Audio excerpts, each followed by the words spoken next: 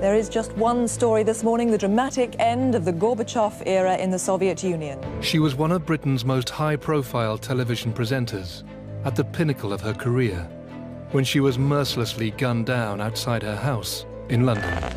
Her killer left the scene without a trace. The cold-blooded murder of Jill Dando sent shockwaves through the country. A nation grieved for the golden girl of TV. This was no ordinary crime. This was a crime that shook Britain.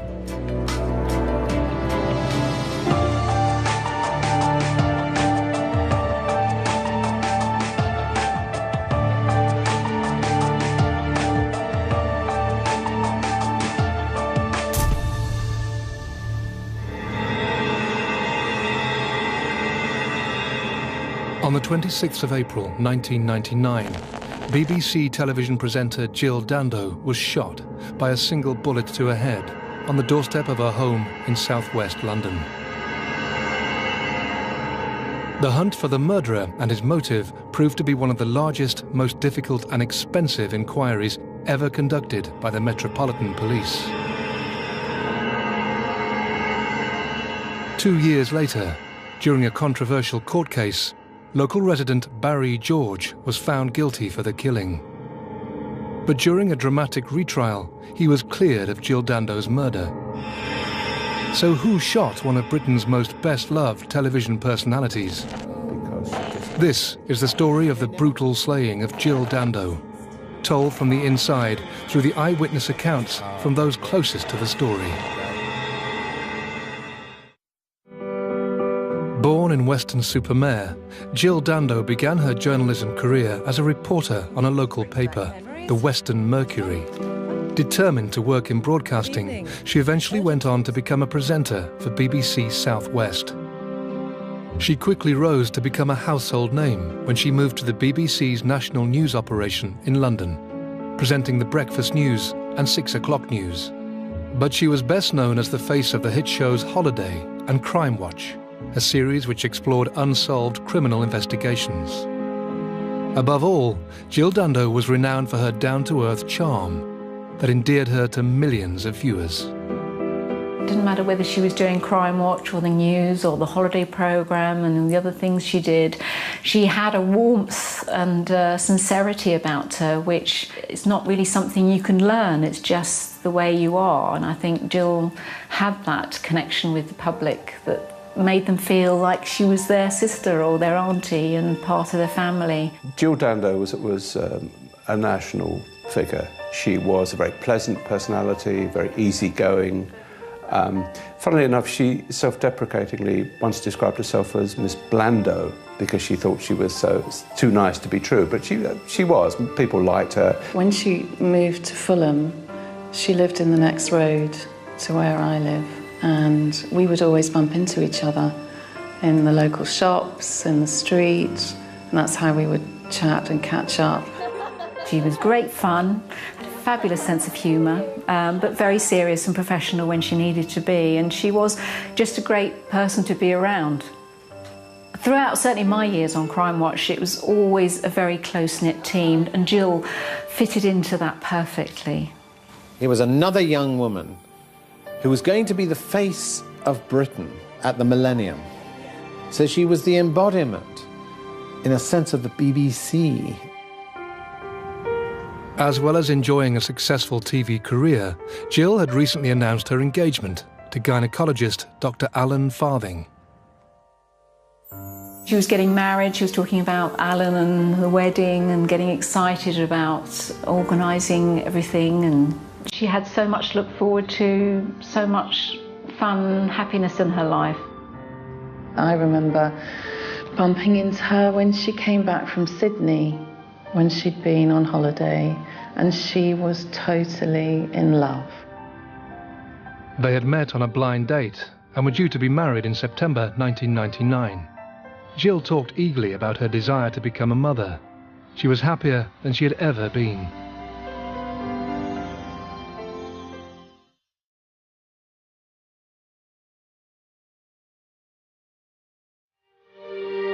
Jill Dando had spent the night at Alan Farthing's home in Chiswick. working late this evening? Jill left her fiancé's house in Chiswick. I think it was about 7 or 8 in the morning. The plan was that she would go from the house to, I think she had a fashion shoot at lunchtime, a job she was doing, and then in the afternoon she was planning to go to a fitting for her wedding dress. Miss Dando had been going to her house purely to get changed. She was no longer living there. She was living with a boyfriend several miles away. In Gowan Avenue was a 2-storey terraced house, which she was actually selling for about $400,000 at the time. Jill lived on Gowan Avenue in Fulham, southwest London. Gowan Avenue is almost a typical inner London suburban street. Terraced houses, most of the people are at work during the day and not too many people around at this time. But it is an area with a lot of families with children out on the street walking, taking children to the park, taking them to and from school or shopping. When she bought her home in Fulham, was so thrilled about it, she told me that one of the reasons she'd chosen that home was that it had a hedge and it had a tree that afforded her privacy. Having left her fiancé's home in Chiswick, Jill made various stops on her way home, including a brief visit to the petrol station, King's Mall shopping centre in Hammersmith, and a fishmonger's on Fulham Road, before making her way home. It was around 11:30 a.m. when Jill finally arrived at Gowan Avenue. She got out of her car, having parked it, and in fact still had the keys to the car in her hand. As Jill was about to approach her front door, she was unaware that somebody was closely watching her every movement.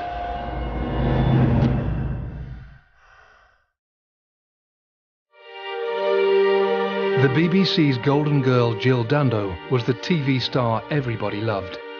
She was full of excitement at her future plans to marry fiancé Dr. Alan Farthing and start a family. But these plans would never bear fruit.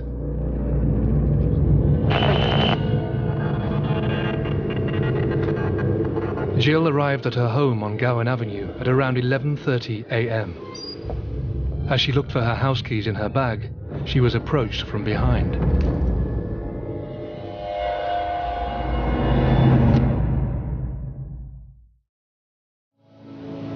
That morning I was working from home. I was going to go to the Munster Road to get some photocopies done. I walked up and suddenly realised that her car was parked. As I approached her home, I deliberately looked at her front door.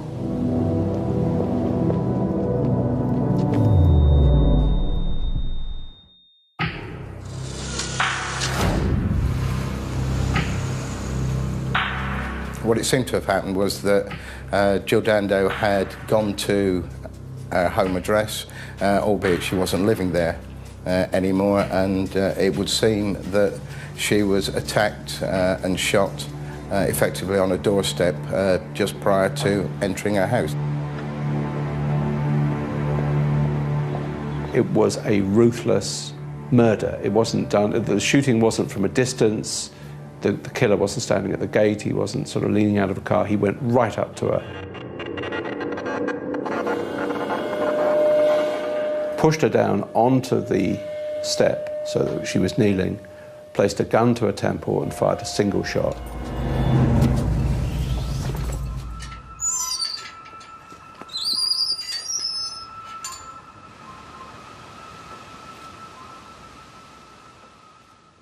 There was no time to prepare.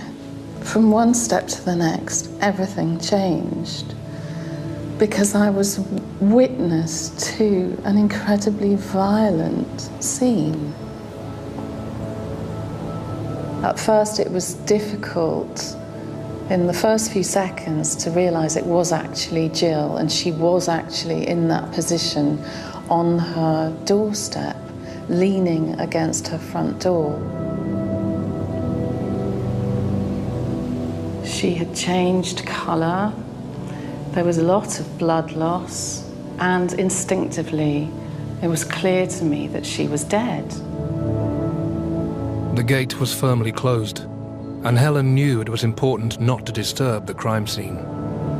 I looked around, there was nobody else in the street, and I quickly got my mobile phone to call the emergency services. When I was talking to the emergency services, I said that I thought that she had been stabbed because of the blood loss. It didn't occur to me at that point that it would have been a gun crime. And I added in the conversation, confidentially, it's Jill Dando. Shocked and distressed, Helen didn't want to be alone. I remember that I'd seen a neighbour who lives near me. So I ran down the road and knocked on the person's door. My neighbour came to the scene. She took one look and said, "She looks as if she's dead," and ran off further up the road to a doctor's surgery. So I was left on my own again at the scene looking at Jill, who was lifeless on her own doorstep. The police were first to arrive. They just went through the gate and started dealing with Jill. There were mixed reports coming in. There was so much confusion, I think, by everybody because of the nature of the incident and, in reality, the nature of who she was. They pretty quickly bundled me and the other two, the doctor's receptionist and my neighbour, into Jill's neighbour's home. Soon after, the paramedics arrived, and then the air ambulance. Jill Dando was taken to Charing Cross Hospital. She was certified dead at 1:03 p.m.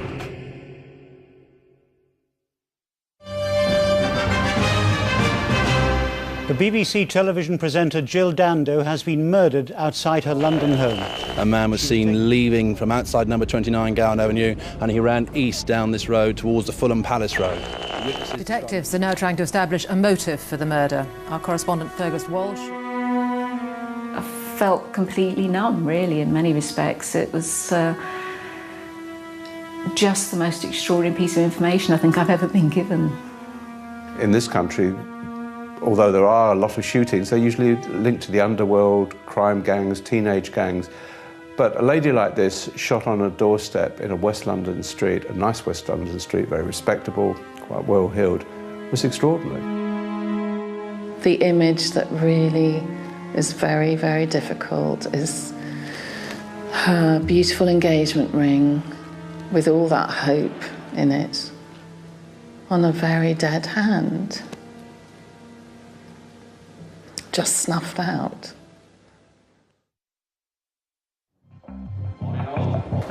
Scotland Yard launched into action with Operation Oxborough, the largest criminal investigation since the Yorkshire Ripper. Regardless of who the victim is, there needs to be a methodical approach to the inquiry. It was just because of the victim, in this case, being such a high-profile celebrity, that everything was increased. For the first few days, almost whole editions of newspapers were filled with this story and nothing else.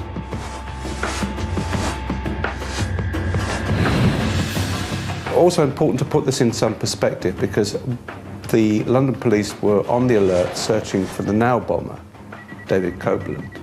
And so there was a huge amount of police activity around London and a lot of news media concentration on that issue, because there'd already been two now bombs, one in Brick Lane, one in Brixton, and there was a great deal of concern about where this now bomber was going to strike again and what the reaction would be. With unprecedented media attention surrounding Metropolitan Police investigations and the victim's high-profile status, the homicide squad were fully aware that they were under immense public scrutiny. They faced their first hurdle with a forensic examination of the crime scene.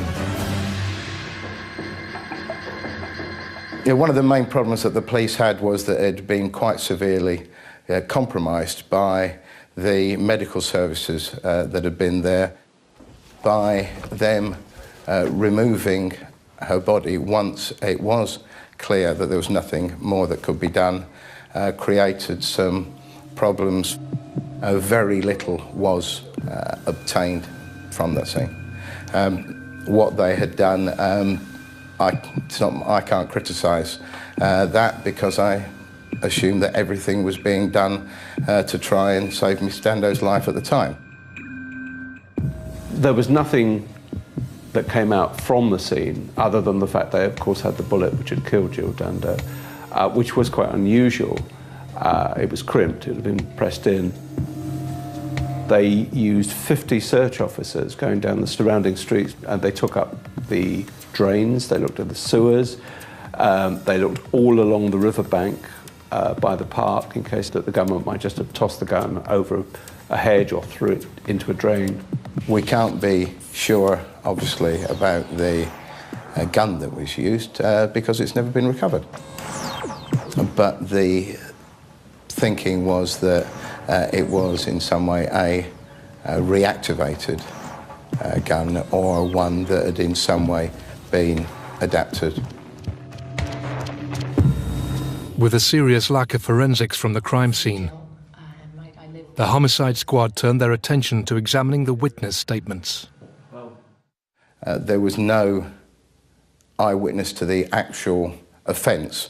Several witnesses gave information about a man who was present at the scene before and immediately after, and one of the main focuses of the inquiry was to identify this person. Richard, her neighbour, said that he had heard her set her car alarm and that he had heard a scream, looked out of the window, and he'd seen somebody go past further down Gowan Avenue. He walked very calmly away from the scene, and when I actually saw him, I thought nothing of it. I thought, in fact, it could have been a friend of Jill's when I heard the screaming. That's why I particularly at that moment didn't do anything that now I wish I could have done. One of the problems that the team was faced with was the unprecedented amount of information that was being received within the incident room. During the course of the inquiry, over 2,000 people were named as being responsible or in some way involved in Miss Dando's murder. Without a clear witness or without a clear motive and reason, stranger murders are by definition the most difficult to investigate. In a sad twist of fate, Scotland Yard turned to the programme Jill Dando presented before her death, Crimewatch, to help find her killer. You never imagine in your wildest dreams the idea that you would ever have, or we would ever have had to make an appeal about somebody we knew so well. Hello? Hiya. Choose from Hannah. There was a pressure on us to think that we could do something to help, to use the programme and to use our experience to try and help in some way. And I think everyone was actually really relieved that they could feel that they could do something.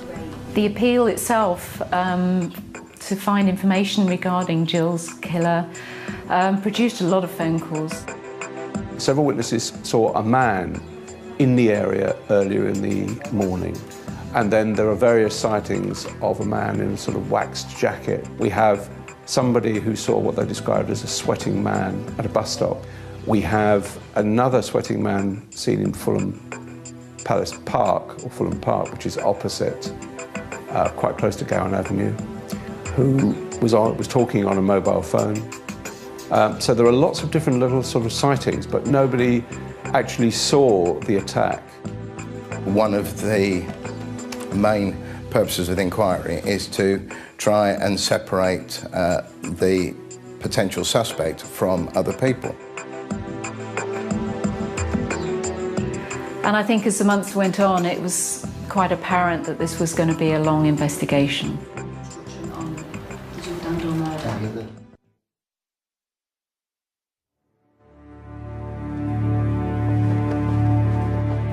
As the police persevered with their inquiry, thousands of mourners lined the streets to watch the 3-mile cortege.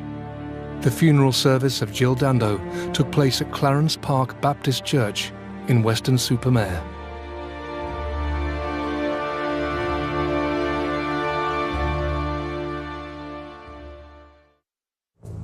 A grieving nation mounted pressure on Operation Oxborough. Would the homicide squad ever find Jill's killer and bring him to justice? So, if any of tonight's reconstructions have helped jog your memory... BBC television presenter Jill Dando was the nation's sweetheart. But in April 1999, she was violently murdered with a single gunshot fired at close range to her head. Her killer fled the scene undetected. What followed was a lengthy and extensive inquiry, but the Metropolitan Police faced a serious lack of evidence. No murder weapon, no motive, and no eyewitness. They were facing mounting pressure from the country's press and public to bring Jill's killer to justice. What we needed to be sure of, was she followed, wasn't she followed? There was a small and dedicated group of officers that meticulously went through every scrap of footage that we had during the course of the inquiry. What we can categorically say is that from the meticulous examination of the footage from 191 cameras, she wasn't followed at all to that address. They also searched through 80,000 mobile phone records for the Fulham area and also for Chiswick, which could in some way be linked to her death. Either somebody following her who passed on a message that she was on her way home, or somebody who was waiting and got the message that she was arriving. None of those phone calls produced any evidence either. The months rolled by, but no significant leads emerged. The police were struggling with a serious lack of evidence. Her file of facts had 486 names in it, and they went through every name and address they could find. They looked at her fiancé's background and drew a blank on that. We obviously just stayed at my house. I realised that on day one I was probably on a list of potential suspects, being first on the scene. That's a normal thing. The nearest and dearest of a victim are always scrutinised, and I knew that I would be too. Because of the nature of who Miss Dando was and her work, it was hard to ascertain a definitive motive as to why someone would conceivably want to kill her. Due to constant media attention, there was immense pressure to make an arrest, but they were fast exhausting all their leads. By now, Operation Oxborough decided to change tack. They were beginning to consider the possibility that Jill Dando's killer was a stalker with obsessive tendencies. Like a lot of celebrities, she'd attracted a lot of unhealthy interest. They found, for example, that one man had tried to acquire her BT account and run it unknown to her, but which would allow him to look at her phone calls or phone numbers. They found that somebody else had 150 pictures on his, of her collected on his computer. Another man had attempted to take over her utility bills, electricity, gas, water. Extraordinary behaviour by some of these people. But the police looked at about 4,000 people, I think it was, of whom about 150 seemed to have what they would describe as an unhealthy interest in her. But at the end of the day, none of these had showed any evidence of taking their interest further than a fantasy or a fixation. As the investigation reached its first anniversary, detectives decided to re-examine the early information they received soon after the shooting to see if there was anything they missed. Amongst other names, a man who lived half a mile from Jill's house was brought to their attention. Barry Michael George. George had a conviction for a sex attack in the 1980s. He also discovered that there was a reference on his file to the fact he'd been arrested in the grounds of one of the royal palaces with a length of rope around his shoulder and a knife. And the palace concern was the one where the Prince of Wales and Princess Diana were then living. And they found that he'd been stopped by police in the 1990s for following women. Nobody at Fulham police station actually knew anything about him, interestingly. Barry George turned out to be a very long way down the suspect list. He was described as a loner. And he was almost a usual, one of the usual suspects, because the police hadn't found anybody and they came back to him. Barry George had been reported to the police in the early days following Jill's murder.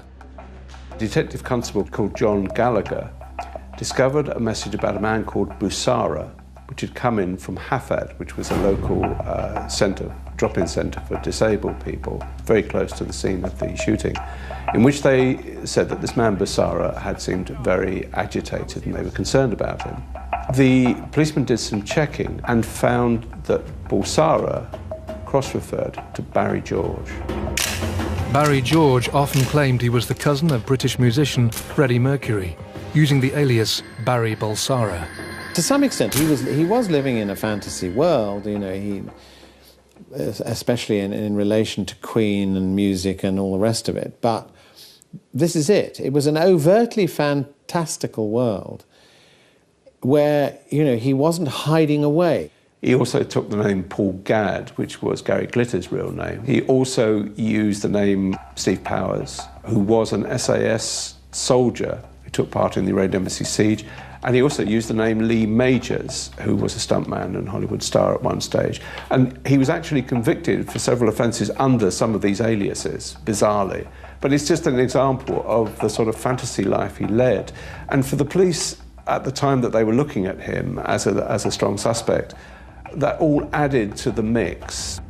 I think most people who lived in Fulham were aware of Barry George wandering around the streets. He's quite distinctive. He was somebody who probably needed a little bit more help than he had in the community. But further investigations into police records during the early days of their inquiry revealed more. By now, police were getting very concerned because they also knew, looking through their records, that a local taxi firm had also called the police soon after the shooting to say they were concerned about a man who kept coming in and seemed to be trying to build up what, as it appeared to the police, to be constructing an alibi for himself. Timings were crucial, of course, because the killing took place at around 11:30 in the morning. Question, where was he? And his case was that he'd attended at a local agency, Hafad, housing agency, and that he'd gone home and changed clothing, and he'd gone to a park and gone to get a taxi somewhere else. And so his defensive alibi was that he wasn't in the road when it happened. Detectives decided to place him under surveillance and carefully monitored his every move. We had access to a whole load of black and white photographs taken of him in the street. My recollection is that those photographs didn't take it anywhere. In other words, yes, he's looking a bit furtive in the street, because he always looks a bit furtive. The investigation revealed that Barry George had a history of following and photographing women. There was one case of, I think it was a woman in a bus queue, and then he got on the bus with her. Now, this is very overt behaviour. In other words, it is somebody who is, I think, desperately anxious to create a relationship, which he hasn't got, with somebody. And so it's an unhappy situation, and it's very unpleasant, I suspect, for any woman who is on the receiving end of this treatment. And in a sense, he needs help if that's what was going on. But this is a long way away from the nature of this crime, which wasn't about following Jill Dando around in order to create a relationship. The psychological profilers were talking about somebody who might well fantasize, who might, for example, have fantasized over Princess Diana, somebody who'd had difficult relationships in the past, which Barry George had had. All of these things added to the list of things that ticked off that made him a very strong suspect, and then eventually the strongest suspect.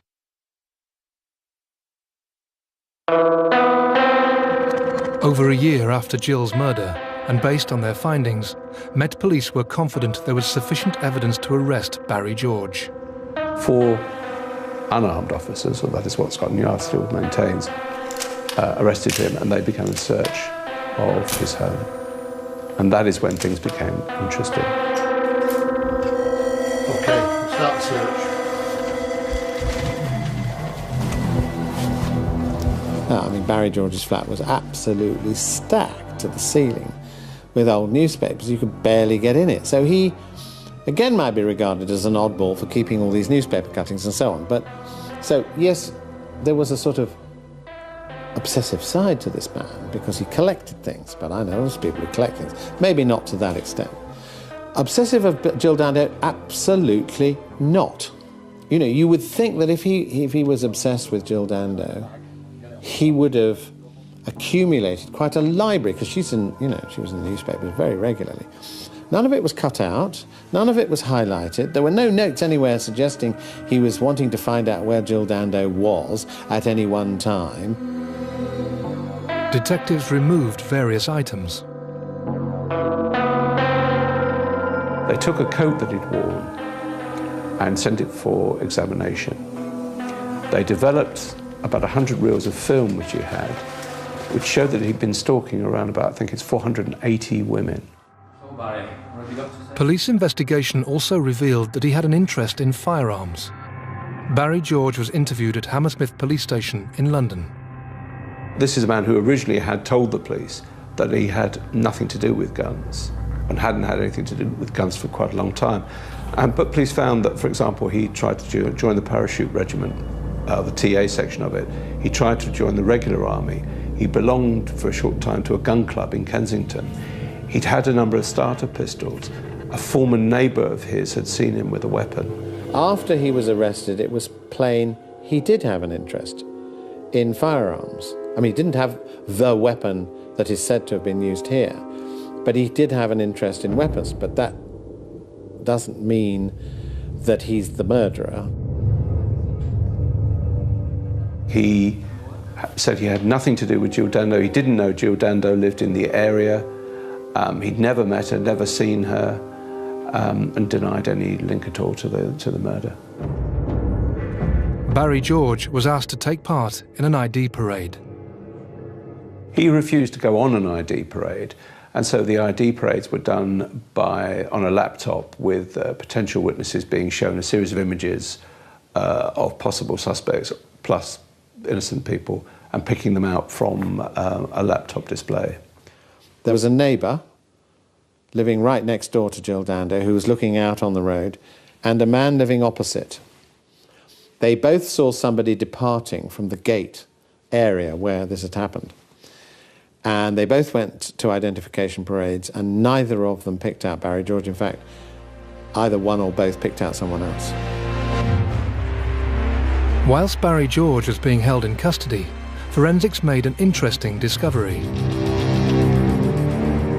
Everything gelled for the police when they were told by the forensic science experts that they had found a very, very tiny trace of firearms discharge in the pocket of the coat that had been taken away. It was said to measure around about 1/1000th of an inch. It was tiny. But the interesting thing about it was that the chemical composition, according to the scientists, was exactly the same as the bullet which had killed Jill Dando. They also found a single fibre at the crime scene that matched the material of a pair of trousers owned by prime suspect Barry George. On the 29th of May 2000, Barry George was formally charged for the murder. Were Metropolitan Police finally going to get justice for Jill?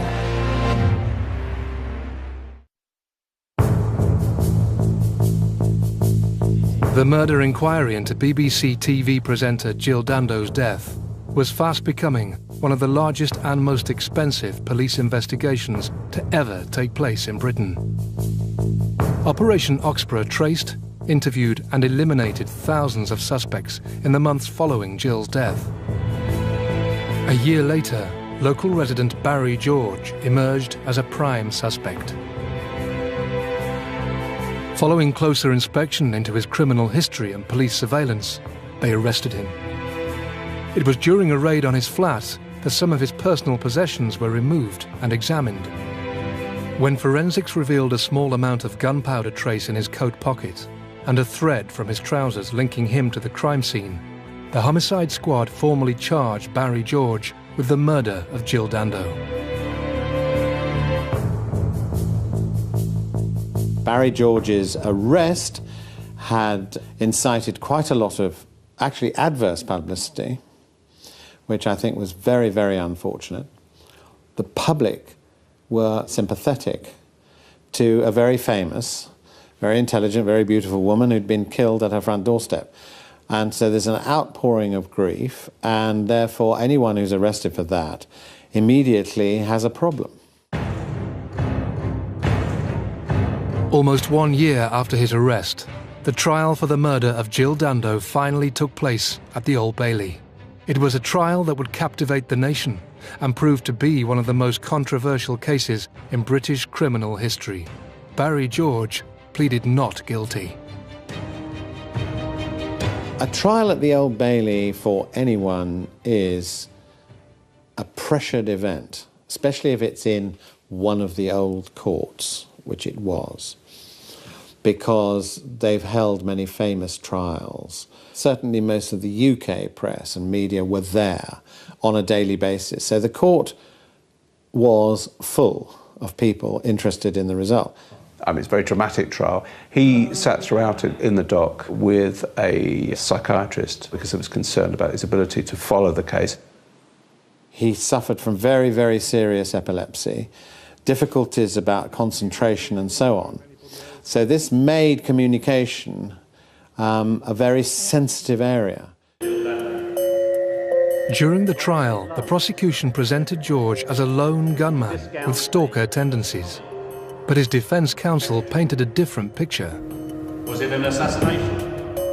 We tried to present Barry George, obviously as the person that he was, just very vulnerable person, living in the locality, relatively well known in the locality, who had an alibi, which he'd obviously produced to the jury, and basically as somebody who, in a sense, wasn't capable of carrying out this murder. The case against Barry George centred on forensic findings. The gun residue was clearly the key issue because it linked, according to the prosecution, it directly linked Barry George to a gun, to the murder. As far as we were concerned, our experts said that one particle doesn't add up to even a row of beans. It means nothing forensically. We also examined very, very carefully the possibility of contamination at the laboratory, because one particle can be airborne, one particle can go from one surface to another surface to a hand to somewhere else. And we examined very carefully whether, in fact, at any time, the particle hadn't been in the pocket but had got into the pocket through a process of contamination. You have to remember, no firearms residue was found in his flat or found in anything else to do with him. So if he's supposed to be adapting weapons or playing around with weapons, where was he doing it? He certainly wasn't doing it in his flat. He didn't own lots of flats all over London. One had to examine the possibility that it had got there through an accident of continuity. In other words, it was contamination. The prosecution relied heavily on the identification evidence. They relied on a fibre which they found, which they said linked Barry George's trouser to Jill Dando, that the fibre had come off the trousers and onto her clothing. The case hung on the slenderest thread, that was the sort of comparison, and the slenderest thread was this one particle. Because the identification evidence of him being in the street 2 hours before, in my view, was weak. You know, an identification is reputedly very risky. So what else is there? So the fibres in the case were going nowhere. George's defence team were putting forward a strong case. This case depended largely on circumstantial evidence. And plainly, from a prosecution point of view, forensic scientific evidence can be rather more compelling than any other. It was circumstantial, and they admitted it was circumstantial, but the judge and the prosecution both said that it was possible to convict on the basis of circumstantial evidence without, for example, a confession, without an eyewitness who had actually seen a gun used, without the gun itself, without a motive. The jury retired to deliberate. 5 days later, they had finally reached a verdict. Foreman of the jury, have you reached a verdict? We have, my lord. A jury of 6 women and 5 men found Barry George guilty of murder. He was sentenced to life in prison. It was a shock. Obviously for Barry George, but a shock for all of the defence team, and I dare say others in court who had believed, as I had, that this wasn't going to lead to a conviction. For the majority, it was a simple case of a mentally ill man, or a man who was clearly not in his right senses, infatuated, fantasised, had approached Jill Dando, she had rebuffed him, he had killed her. That's the way it came across in a lot of newspapers and the media generally. I was very upset, I was very angry, the fact that he'd been convicted. I had plenty of time to think back over the trial and say, well, what's gone wrong here? How did this jury come to that conclusion? I think it's probably a combination of somebody who kind of looked odd in the dock, somebody who looked odd, which fitted the publicity that had gone before. Secondly, I think there was pressure on this jury, feeling that the nature of the crime was so heinous that, you know, here was an odd man and he lived in the area and there was a firearms particle. And they put that together, I think. Barry George always protested his innocence. But as he started his life sentence, there was unease at the verdict. From that point on, people began to get behind Barry George, to campaign for a fresh look at the case, and arguing that there was something wrong here, that it was a miscarriage of justice. His defence managed to mount an appeal. As the years went on and Barry George remained in prison, a campaign built up to get him free.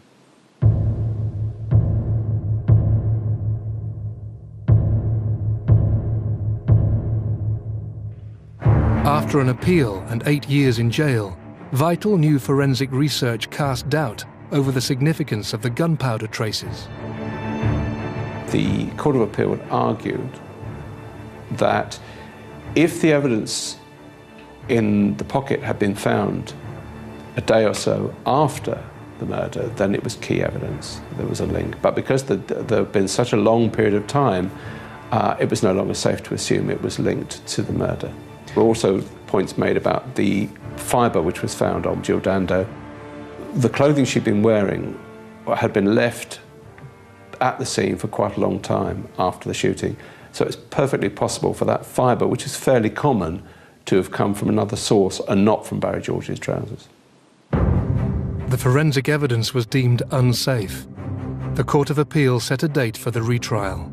The prosecution maintained that he was an obsessionist with a fantasy about guns and a grudge against the BBC. The defence simply said, what we have here is the police have arrested the local nutter. And that was the phrase used by William Clegg QC, who now appeared for Barry George. And the jury accepted that there wasn't sufficient evidence. After 8 years in prison, Barry George was finally cleared of the murder of Jill Dando. Because I'm a firm believer that the truth will out in the end and justice will be done, but some people have to wait far longer than he did. And to give him his due, it's his persistence, his self-belief that got him acquitted. So who did kill Jill Dando? There wasn't a clear explanation. It wasn't a sex attack, it wasn't a robbery. It was an assassination of some description, and that left people very, very puzzled. I mean, I believed throughout the case, because of the nature of the evidence and the window of opportunity, it had to have been carried out by a professional. What we were all conscious of throughout the inquiry was what a senseless crime this was. And the feeling of shock, to a degree, throughout the country never really diminished. It was just extraordinary, and please God, nothing ever like this happens again.